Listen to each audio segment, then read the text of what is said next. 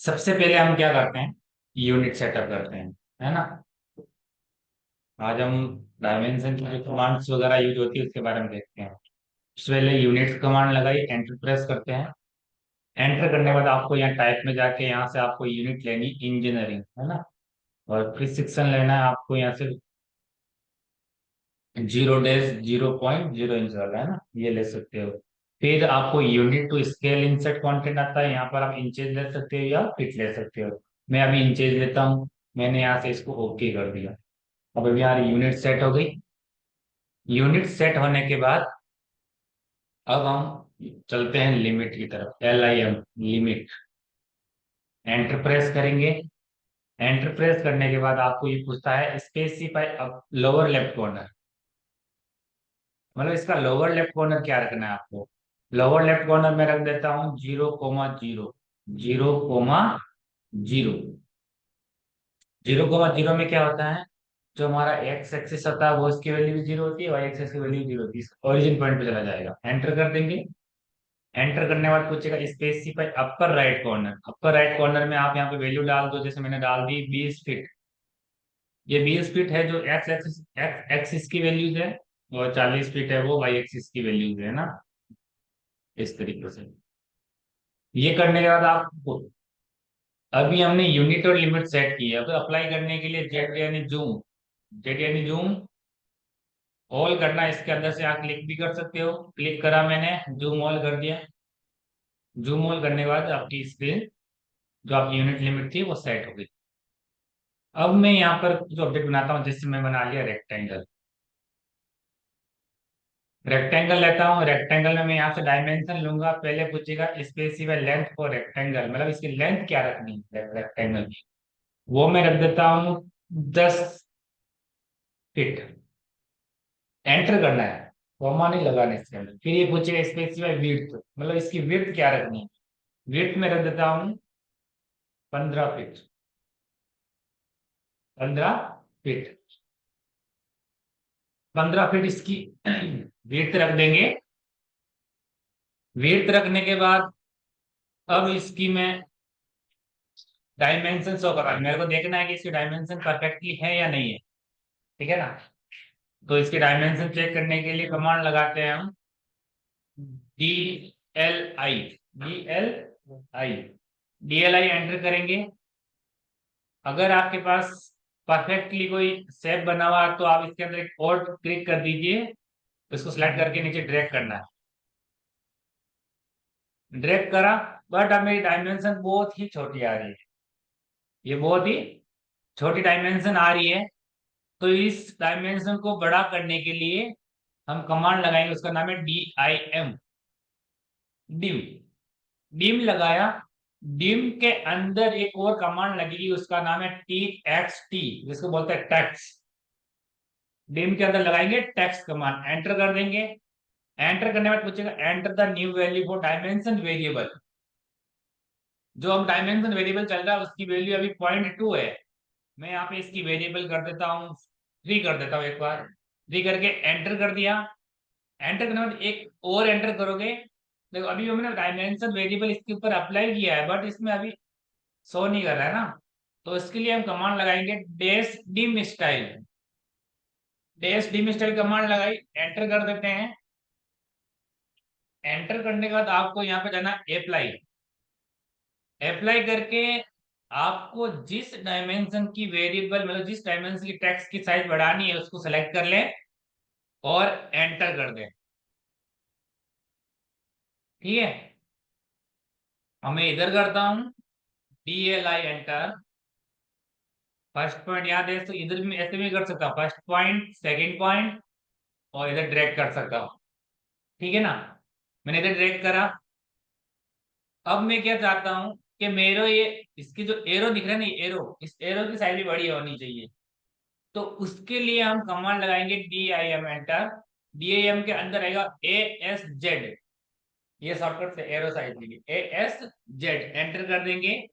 इसके वेरिएबल भी 0.2 है, मैं इसके वेरिएबल कर देता हूँ 2.5। एंटर, एक और एंटर, डबल एंटर करना है। इसके बाद डैश डिम स्टाइल, अप्लाई के लिए ए प्रेस कर दीजिए कीबोर्ड से, और ऑल ऑब्जेक्ट, एंटर, एक और एंटर। इसके एरोज भी बड़े हो जाएंगे। ठीक है। अब मेरे को क्या चाहिए, जिस तरीके से ये इसकी डायमेंशन शो करी 120 फीट इसके अंडर आ रही है, इसी तरह मेरी डायमेंशन इसके भी ऐसे अलाइन आनी चाहिए। ठीक है ना। तो उसके लिए आप क्या करो, डी एंटर करो, डी एंटर। डी एंटर में मॉडिफाई, मॉडिफाई में आप जाओगे टेक्स्ट के अंदर, टेक्स्ट में आएगा अलाइंड विथ डायमेंशन लाइन, ये कर देंगे। इसके बाद आप लाइन के अंदर जाइए, यहाँ पे ऑफसेट ऑफ ओरिजिन पॉइंट, मतलब इसका थोड़ा ऑफसेट, ये जो डायमेंशन हो रही है ना, अभी इस ऑब्जेक्ट के जस्ट पास से ही कर रहा है, तो पता नहीं चल रहा ये डायमेंशन लाइन ही है, रेक्टेंगल इतना बड़ा है। तो इसकी ऑफसेट ओरिजिन को मैं थोड़ा बढ़ा देता हूँ, मैं कर देता हूँ 2 इंच का गैप चाहिए मेरे को, एंटर कर दिया, ओके कर देंगे। ओके करना, सेट करंट कर देंगे और क्लोज कर देंगे। बट अभी भी यहाँ पर वो अप्लाई नहीं हुआ, अप्लाई करने के लिए डैश डिम स्टाइल, अप्लाई के लिए ए, और ऑल कर देंगे, एंटर, एक और एंटर। अभी ब्रेक टू, देखो यहाँ से थोड़ा गैप रह गया, मतलब अब डायमेंशन इसके जस्ट पास से नहीं हो रही है, थोड़ा गैप दिख रहा है, मतलब डायमेंशन इसकी है, बट ये थोड़ा सा दूर से है, तो पता चल जाएगा हमको। समझ आ गया। ठीक है ना। इसी तरह मान लो मेरे पास सर्किल है, सी एंटर करेंगे सर्किल के लिए, सेंटर पॉइंट दे दिया मैंने, इसकी रेडियस में ले लेता हूं 24। ठीक है ना। अब इस सर्किल की जो हम रेडियस शो करवाते हैं उसके लिए कमांड है डी आर ए, डी आर ए एंटर, सेलेक्ट ऑब्जेक्ट और ऐसे ड्रैग कर दो। ये इसकी रेडियस तो है 24, बट मेरे को इसका डायामीटर दिखाना है। डायामीटर के लिए कमांड है डी डी आई, इसको बोलते हैं डिम डायामीटर, एंटर करो, सेलेक्ट आर क्या सर्किल करो, ये इसका डायमीटर है। डायमीटर डबल होता है, रेडियस इसकी आधी होती है ना। इसी तरह मेरे पास कोई आर्क है, ए आर सी कमांड लगाई, आर्क।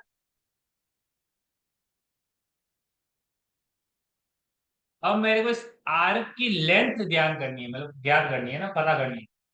तो उसके लिए डी ए आर कमांड लगेगी, डी ए आर, जिसको बोलते हैं डिम आर्क। ये इसकी लेंथ पता करने के लिए काम आता है। इस आर्क की लेंथ ये है, ये इतने लेंथ का आर्क बना हुआ है, तो वो हम इससे शो करवा सकते हैं ना। कमांड है D A R, D R A होता है रेडियस के लिए, डी ए आर होता है आर्क के लिए। ठीक है। अब ये तो मैंने यहाँ पे शो कर लिया था कि सीधी लाइन के लिए तो D L I command use लेते हैं। अब मान के चलो मेरे पास ये इसे तिरछी लाइन है, अब इस तिरछी लाइन की मेरे को डायमेंशन शो करनी है, तो मैं डी एल आई से तो कर नहीं सकता, डी एल आई लगाऊंगा, एंटर कर दूंगा, सेलेक्ट करूं, बट इससे तो शो होगी नहीं, क्योंकि ये हॉरिजॉन्टल या वर्टिकल लाइंस के लिए ही डीएलआई कमांड्स यूज लेते हैं। हमें तिरछी लाइन या अलाइंड लाइन जो खड़ी होती है उसके लिए कमांड लगाएंगे D A L, dim align. First point मैंने यहां रखा, सेकंड पॉइंट में यहां रखता हूं, ये इसकी डायमेंशन परफेक्टली। ठीक है। तिरछी लाइन के लिए अब क्या हो रहा है, ये लाइन इसके ऊपर ओवरलैप हो रही है, मेरे को पता नहीं चल रहा है ये ऑब्जेक्ट कहां से कैसे मर्ज हो रहा है ना इसके ऊपर।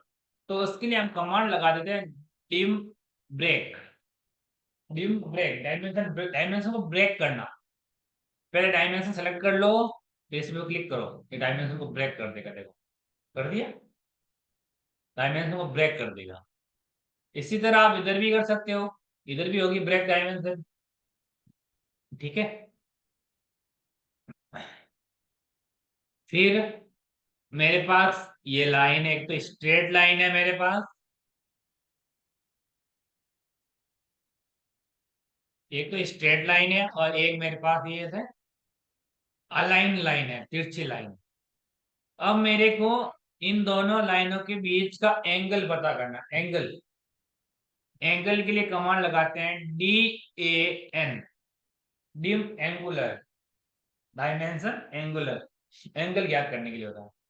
सेलेक्ट करो, फर्स्ट ऑब्जेक्ट सेलेक्ट ऑब्जेक्ट, ये इसका एंगल शो करेगा 46 डिग्री पर, ये इसका एंगल।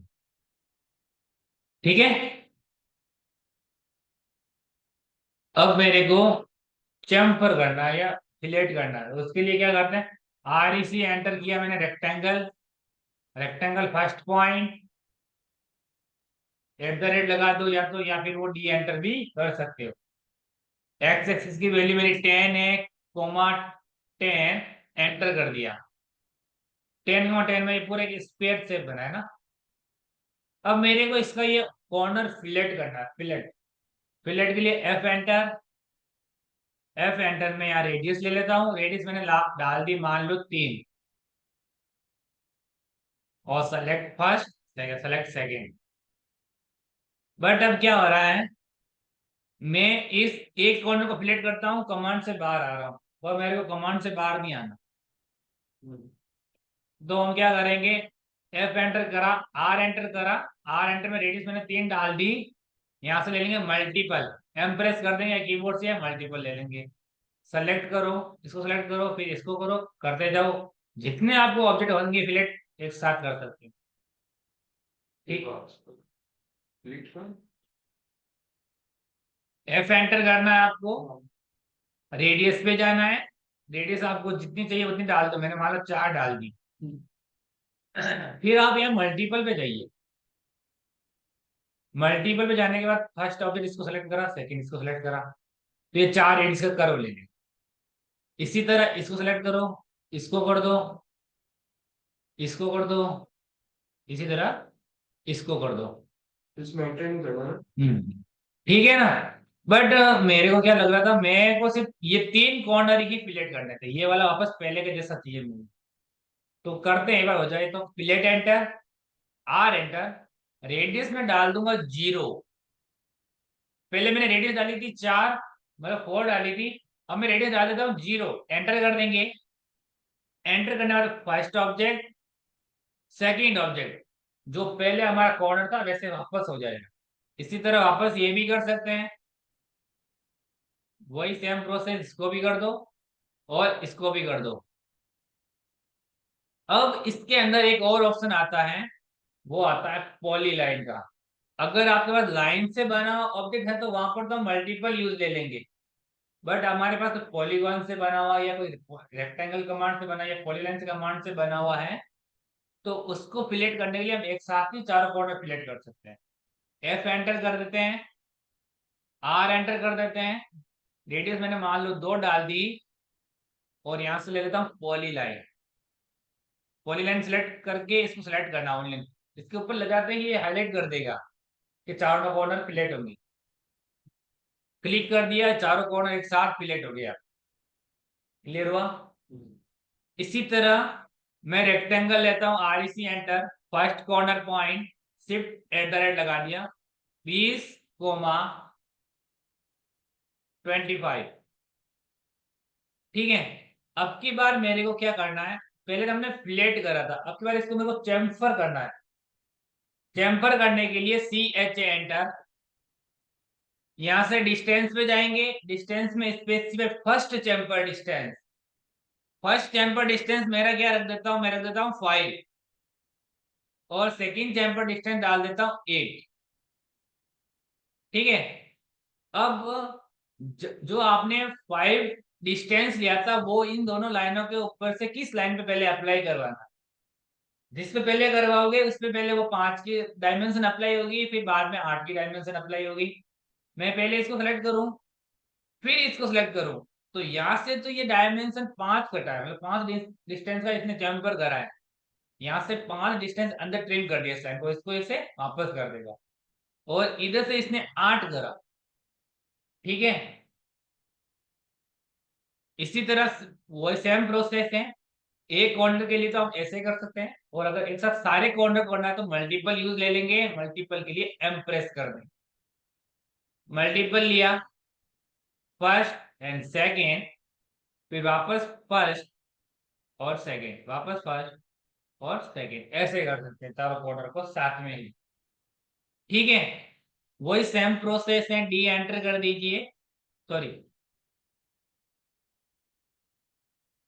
CH एंटर कर दीजिए, D, CH enter, D enter, D enter में डिस्टेंस अभी मैं 0 0 कर देता हूँ, 0 0 एंटर। एंटर करने के बाद आपको इसमें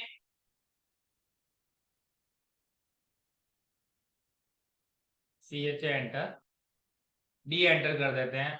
अब आपको 0 एंटर, 0 एंटर करना है।